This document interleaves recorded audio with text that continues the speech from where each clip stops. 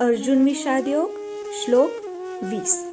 अथ व्यवस्थितान्तदृष्टा धार्त राष्ट्रान्कपिध्वजः प्रवृत्ते शस्त्रसमाप्ते धनुरुद्यम्य पांडवः ऋषिकेशं तदा वाक्यमिदमाह महीपते.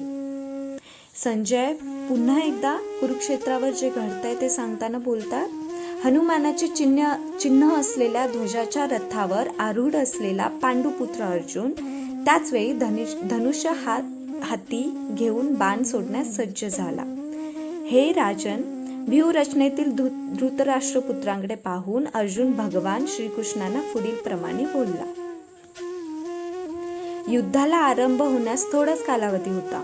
वरील कथनावरून समजून येते की युद्धभूमीवर प्रत्यक्ष भगवान श्रीकृष्णांद्वारे मार्गदर्शित पांडव सेनेची अनपेक्षित व्यूहरचना पाहून धृतराष्ट्र पुत्र किंचित निराश झाले होते.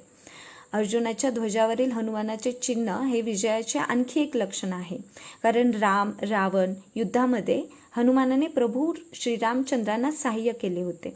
आता राम आणि हनुमान दोघेही अर्जुनाच्या सहाय्य करण्यासाठी त्याच्या रथावर आरूढ होते. भगवान श्रीकृष्ण म्हणजे स्वतः श्रीराम आहेत आणि ज्या ठिकाणी भगवान श्रीराम आहेत त्या ठिकाणी त्यांचा नित्य सेवक हनुमान आणि त्यांची नित्य सहचारिणी भाग्यलक्ष्मी श्रीपती सीतादेवी उपस्थित असतात.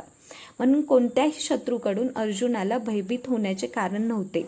आणि सर्वात मुख्य गोष्ट म्हणजे इंद्रियांचे स्वामी स्वतः भगवान श्रीकृष्ण त्याला मार्गदर्शन करण्यासाठी उपस्थित होते.